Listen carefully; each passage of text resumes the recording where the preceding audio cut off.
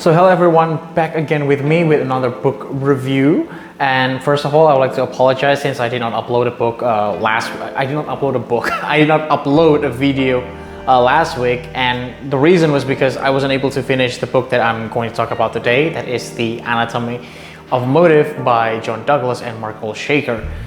Apparently, I needed a little bit more time to finish this book.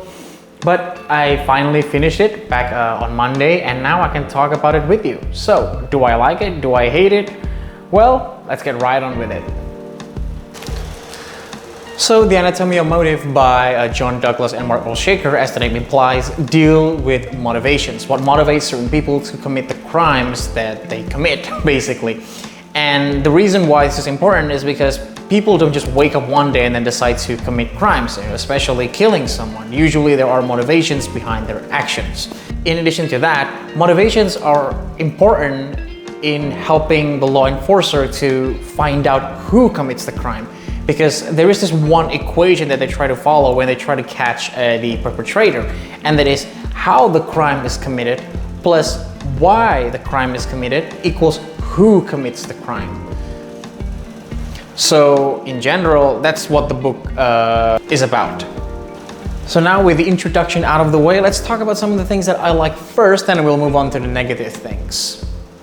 So the first thing that I like from this book is the fact that the book presents a lot of new cases, at least to me. Some of the famous names like Ted Bundy, Charles Manson, and David Berkowitz, the son of Sam, they make appearances, but they're not the main focus here. And in addition to those new cases, these cases also include different varieties of offenders. Not only serial killers, they also include arsonists, poisoners, bombers, assassins, and just some random guys that somehow snap and decide to kill their co-workers or family. Just to mention some of the cases, maybe the first one, there is Audrey Mary Healy, if I'm not mistaken. Wait. Yep, Audrey Mary Healy from Anniston, Alabama, the woman who poisoned her family. According to John Douglas, her case was quite strange because although the motive of her action was, obvious at first, there was actually another motive underneath it. And in addition to that, her case is an interesting example when it comes to female offenders, because according to John Douglas, female offenders don't usually commit their crimes in a direct way, maybe using hammer or axes. Most of the time they use indirect methods, one of which is poisons. For another example, I guess this one is quite famous, but I never read about this case thoroughly, and that is the Unabomber case. Ted Kaczynski, who targeted universities and airlines, and hence the name Unabomber. Another case that is also presented in this book and explored quite thoroughly, in my opinion, is Andrew Cunanan. I don't know if I pronounce his name correctly, but basically he's the one who ended the life of the famous Italian fashion designer Gianni Versace. And from these cases, you don't only get to know the who, but also how the crimes were committed, what happened, and of course also the why, the motives behind it. And in addition to that, you also get to see John Douglas' analysis regarding those cases. So basically, you get a complete package for each case. And in addition to that, by reading this book, not only did I get to learn new cases and John Douglas' analysis regarding those cases, I also got to learn interesting things. And I'm just going to mention two of them with you. And the first one is the 7 basic motives for arsonists.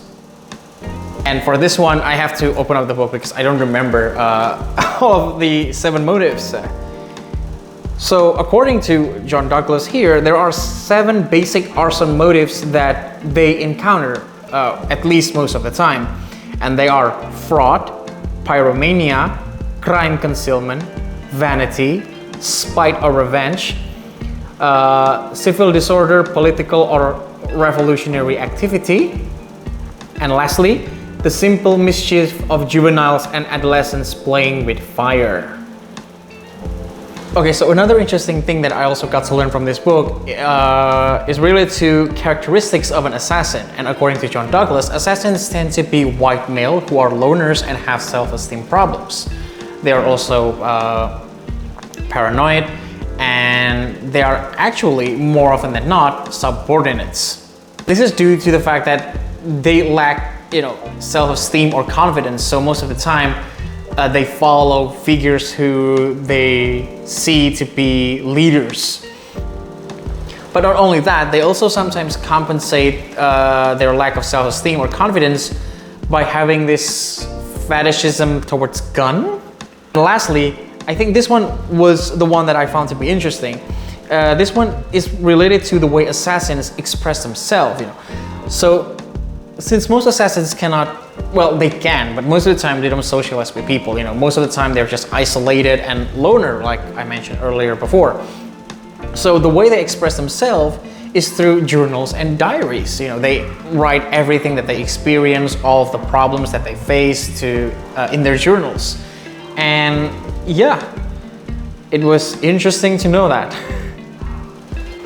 And trust me, there are still many interesting things that you can get out of this book if you ever read it. Lastly, what I like from this book is that in the final chapter, there is a little game that John Douglas kind of has for his readers. Basically, these games include 4 cases, which the readers are asked to solve.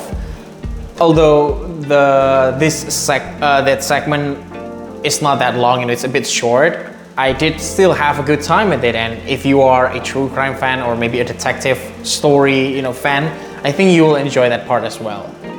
Yeah, and so that last one concludes the positive things that I got from this book. Now we're going to talk about the negative things. And to be honest with you, there aren't that many. Okay, so the first negative thing that I would like to talk about is related to the details and the facts presented in this book. But if I have to say, they're not necessarily negative because I know that they are necessary for the audience to know, because essentially those are the things that John Douglas analyzed.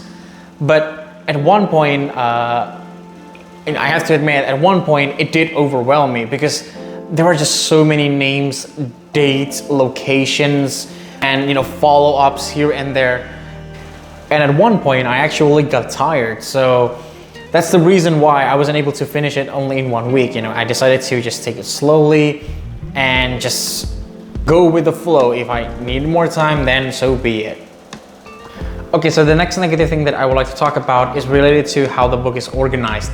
And maybe I'll start first with the cases. So each chapter has at least more than 2 cases, 2 to 4 cases at least.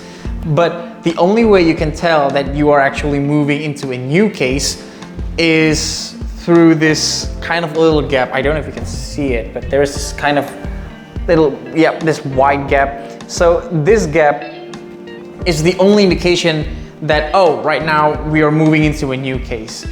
I just think that it could have been better had John Douglas and Mark Olshaker used headers. So maybe chapter 1, and then this one probably case A, case B, case C, or maybe 1A, 1B, 1C. Just, to make it a little better.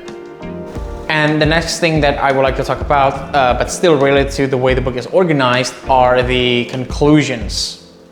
In my opinion, the conclusions are okay. They are not that terrible, but I guess it could have been better had each conclusion contained some of the lessons that we actually learn from that chapter. Because like I mentioned earlier, each chapter can contain a lot of interesting things, but unfortunately, sometimes it's kind of hard to track all the things that you learn from a chapter. So I guess if there had been a conclusion that could serve as a reminder for the readers, I think it would have been better. But all in all, these 2 problems that are related to how the book is organized are not necessarily big problems. I just thought that the book could have been better had these things been applied. And after having said all the pros and cons, I think it's time to give the book its final rating. And The Anatomy of Motive by John Douglas and Mark Olshaker gets a 5 out of 5 from me. Why a perfect score? Because although, I had a little bit of problems with the book, but overall I enjoyed everything that I got from this book. All the cases, all the lessons, all of the examples, and the little games at the end of the chapter. So yeah, I can't lie, I like this book, I love it, and I just think that it deserves a 5 out of 5. But just a quick reminder, since this book was published back in 1999, try not to take everything at face value, because some of the things might have undergone certain changes. So just, be open-minded to all those changes. So that's all from me. I hope you enjoyed this book review, and if you do enjoy this book review, please don't forget to subscribe, like, and share if possible, because all of your actions will definitely be helpful for the growth of this channel. And with that, my name is Dante. Thank you for watching, and see you in the next video.